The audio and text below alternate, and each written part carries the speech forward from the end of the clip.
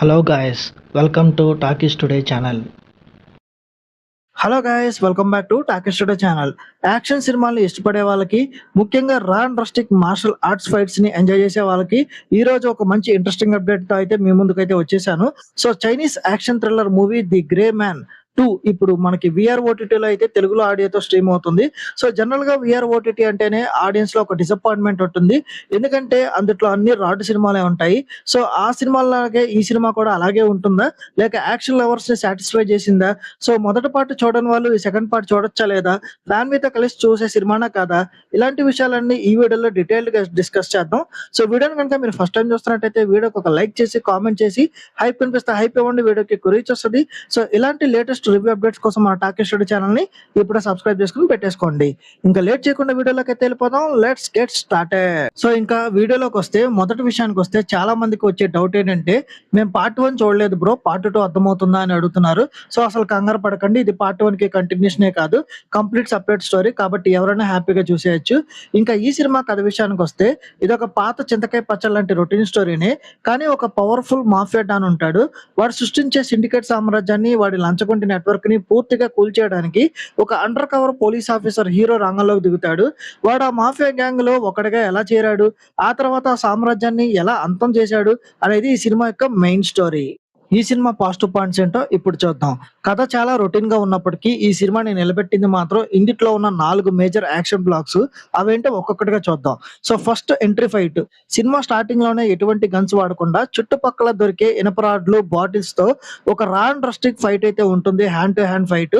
So hero martial arts skills ని చూపించడానికి design చేసిన ఈ సీన్ అయితే చాలా బాగా కుదిరింది. ఇక మధ్యలో వచ్చే గన్ ఫైట్, ఇరుకైన కారిడార్స్ లో జరిగే ఒక గన్ ఫో యాక్షన్ సీక్వెన్సెస్ ఏదైతే ఉందో అది సినిమాకే హైలైట్ అని చెప్పాలి.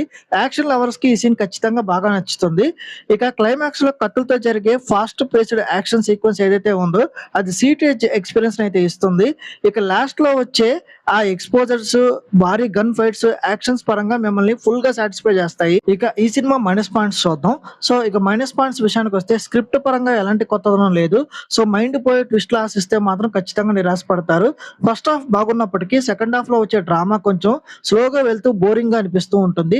అలాగే కొన్ని యాక్షన్ సీక్వెన్స్ లో స్లో మోషన్ షాట్స్ పెట్టినప్పుడు బ్యాక్గ్రౌండ్ స్కోర్ కొంచెం ఎక్కువైంది. అలా కాకుండా మ్యూజిక్ ని కొంచెం తగ్గించి ఫైట్స్ లో వచ్చే నేచురల్ సౌండ్స్ ని అవి కొంచెం ఎక్కువ ఇంపార్టెన్స్ ఇచ్చుంటే ఇంపాక్ట్ ఇంకో లెవెల్లో ఉండేది అనిపించింది. ఈ సినిమా నటీనటుల పర్ఫార్మెన్సెస్ విషయానికి వస్తే, హీరో యువన్ అద్భుతమైన యాక్షన్ స్టార్. సో తన స్క్రీన్ మీద కనిపించిన ప్రతిసారి ఏదో ఒక పవర్ఫుల్ యాక్షన్ జరగబోతుందనే వైబ్ అయితే క్రియేట్ అవుతుంది. సో ఎలాంటి ఓవర్ డ్రామా లేకుండా నేరుగా యాక్షన్ లోకి వెళ్ళిపోయే అతడి బాడీ లాంగ్వేజ్ ఈ సినిమాకే పెద్ద హైలైట్ అని చెప్పాలి. సో విలన్ గా చేసిన వ్యక్తి కూడా మాఫియా డాన్ పాత్రలో చాలా బాగా సెట్ అయ్యాడు. ఇక ఈ సినిమా టెక్నికల్ గా చూస్తే, యాక్షన్ కొరియోగ్రఫీ అయితే టాప్ నాచ్ ఉంది. కెమెరా వర్క్ అలాగే ఎడిటింగ్ యాక్షన్ సీక్వెన్స్ ని చాలా ఎఫెక్టివ్ గా ఎలివేట్ చేసినాయి. ఇక డబ్బింగ్ క్వాలిటీ కూడా విఆర్ ఓటీటీలో మిగతా సినిమాలతో పోలిస్తే ఈ సినిమా డబ్బింగ్ చాలా బెటర్ గా ఉంది. ఇంకా ఓవరాల్ గా చూసుకున్నట్టయితే ది గ్రే మ్యాన్ 2 మరి బ్లాక్ బస్టర్ లెవెల్లో కాకపోయినా యాక్షన్ లవర్స్ ని ఈ సినిమా ఖచ్చితంగా సాటిస్ఫై చేస్తుంది. 4 మేజర్ యాక్షన్ బ్లాక్స్ ఉన్నాయి. అవి ఎంజాయ్ చేయాలనుకునే వాళ్ళు, యాక్షన్ లవర్స్ ఎవరైతే ఉన్నారో వాళ్ళకి ఇది వన్ టైం వాచబుల్ మూవీ.